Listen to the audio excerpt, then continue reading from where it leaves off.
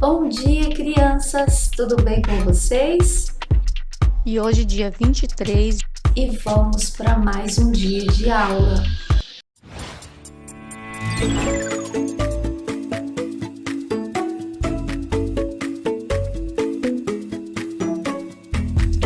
Iniciaremos com Língua Portuguesa, página 124, e vamos até a página 127. Vamos estudar relatos de memória, relato de memórias. Você já ouviu em uma roda de conversa uma pessoa mais velha relatar uma história? Algumas vezes esses relatos nos fazem viajar no tempo e imaginar como aquela pessoa era quando pequena. Então, como nós estamos estudando a imaginação, esse relato é bem legal. Primeiro, vocês farão essa leitura silenciosa, sozinhos. Tentem aí, pausem o vídeo e comecem a ler.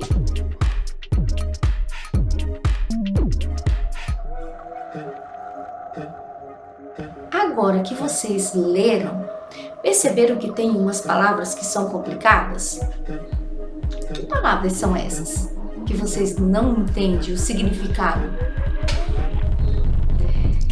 A Pro agora vai fazer a leitura e vocês vão acompanhar. No ônibus imaginário. Quando eu era criança, não tínhamos dinheiro para viajar. Sentávamos eu e meu avô na pequena escada que dava acesso ao chalé de madeira onde ele vivia com minha avó, meu tio e minha tia-avó, outra tia e 2 primos. Parecia até uma casa pastum. Era lá que eu passava as tardes depois da escola, enquanto meus pais trabalhavam. Meu avô se sentava no primeiro degrau, eu no terceiro. Para onde a senhora deseja viajar, madame? Ele perguntava. Eu respondia, um destino qualquer. E lá vamos nós, montados em nosso ônibus imaginário. Meu avô adorava andar de ônibus e quando tinha um tempinho livre, apanhava o circular e ficava dando voltas pela cidade. Assim aconteceu da praia ao porto, cada canto de Santos, a cidade onde nasci. Aquela era a sua maneira de viajar. Meu pai tinha outra, os livros. Nos fins de semana, percorríamos o mundo junto pelas páginas de uma enciclopédia que ele havia colecionado em fascículos e mandado encadernar com uma linda capa vermelha. Quando eu cresci, quis conhecer os lugares que visitara na infância com meu pai e meu avô. E como eles, quis contar histórias sobre o mundo. Por isso, resolvi ser jornalista. Adriana Carranca. A menina que queria ir para a escola. Malala. A menina que queria ir para a escola. Então, nós temos aí 2 palavras que estão no glossário. Vamos ler então? Fascículo. Cada caderno ou folheto de uma obra maior que é publicada por partes. Pastum. Grupo de pessoas que vivem no Afeganistão e no Paquistão, países da Ásia. As famílias desse grupo costumam viver juntas na mesma casa. Os filhos homens casados continuam na casa dos pais, com a sua família. Então, o Pastum é um grupo étnico do Afeganistão que vive principalmente da agricultura. As mulheres, quando se casam, elas vão morar na casa do marido, junto com os pais dele. E o Afeganistão e o Paquistão, vou mostrar para vocês no mapa agora. Vejam aí, nessa localização que está. Olha, o Brasil está nessa posição e o Afeganistão e o Paquistão estão nessa posição. Observe. E no texto também falou da cidade de Santos, né? Onde o avô costumava andar de ônibus, né? Onde fica Santos? No Brasil. Então, olha aí o mapa do Brasil. Nós estamos em Rondônia, vou circular o Rondônia. E agora, onde está a cidade de Santos? São Paulo. Olha a distância. Mas ela existe, gente. Essa é uma história real, né? Um relato. Na tarefa da página 126, a autora relata fatos ocorridos quando ela era criança ou que aconteceram mais recentemente quando ela já era adulta. Quando ela era criança, né? 2. Copie o trecho que mostra quantos fatos aconteceram. Lá no texto agora, qual é o pedacinho do texto que mostra que ela está falando do tempo de quando ela era criança? Bem no início, né? 3. Onde a autora do relato nasceu? 4. Quais dessas características podem ser atribuídas à autora quando ela era criança? Imaginativa, teimosa, sensível. Qual dessas características? Circule. Ou você pode escrever também o que você imagina que ela era, né? Como ela era. Também pode escrever que tem uma linha aí. Letra A. Explique com suas palavras por que você escolheu essas características. Letra B. Se quiser, acrescente mais uma característica da menina na linha dentro do quadro acima.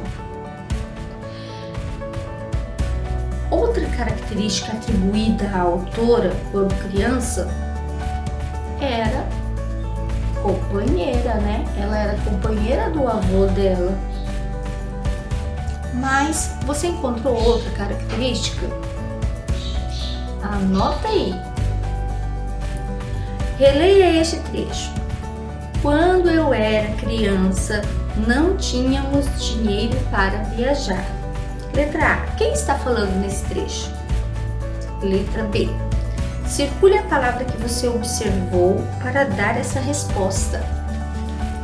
Qual daquelas palavras que mostra quem era a dona dessa fala? Vocês vão circular a palavra. Os textos em que o autor relata acontecimentos e experiências que ele viveu no passado são chamados de relatos de memórias. Nesses textos, além de contar os fatos ocorridos, o autor também fala dos sentimentos, das impressões e das sensações que vivenciou. 6. Releia esse trecho. Meu avô se sentava no primeiro degrau e eu no terceiro. Para onde a senhora deseja viajar, madame? Ele perguntava. Eu respondia, um destino qualquer.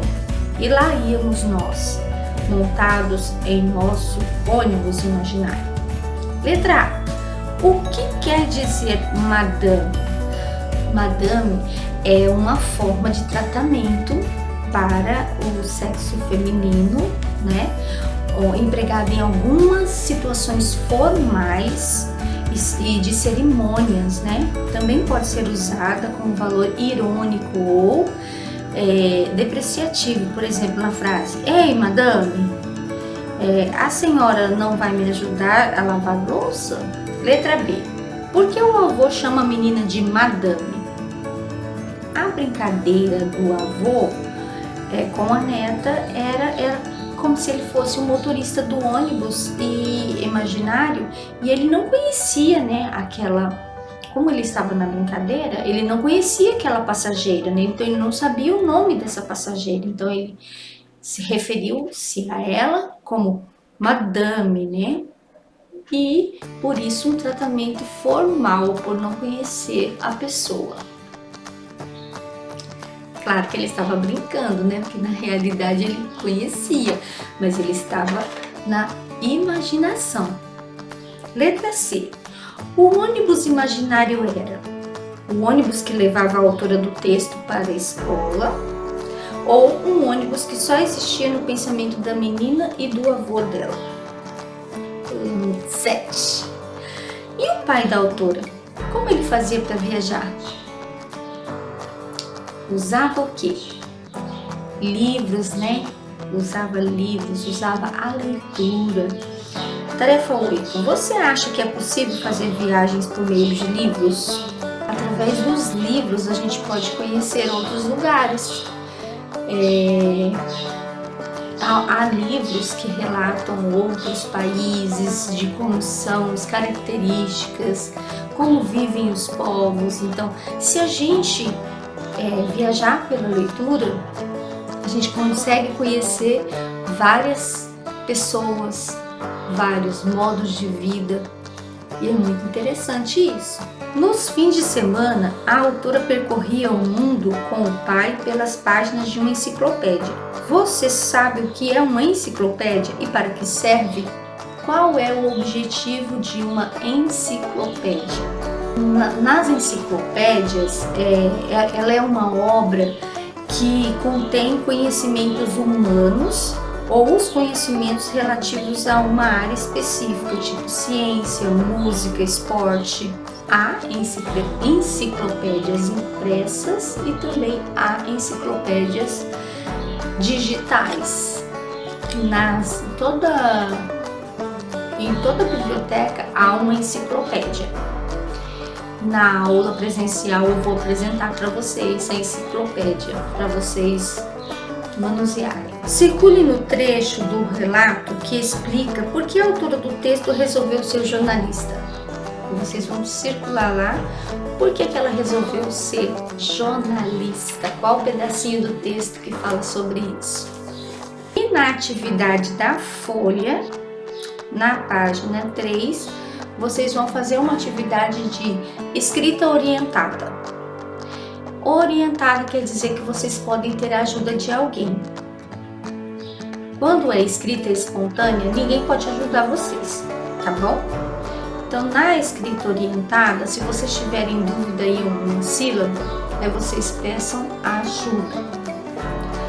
Nessa escrita orientada, nós vamos ter palavras fáceis e umas palavras mais complicadinhas, que vocês têm alguma dificuldade ainda para escrever. Eu vou mostrar para vocês a palavra Brasil. Observe, de Brasil. Eu pronuncio o B, o R e o A. Brasil. Vocês vão usar essa sílaba bra para escrever a palavra zebra. Então, eu acredito que vocês vão conseguir fazer essa tarefa. Eu vou falar para vocês o que significa cada desenho, tá? Para vocês não ficarem na dúvida. Então, vamos lá. A primeira é zebra. A segunda é meditar, a terceira é Xuxa ou Xuxinha. A quarta é o tubarão, depois o sapato, rato, queijo, pato, nuvem, milho e lata. Observem que tem algumas palavras que a gente pronuncia U no final, só que na verdade elas são escritas com a vogal O. Por hoje é só, um beijinho e até amanhã!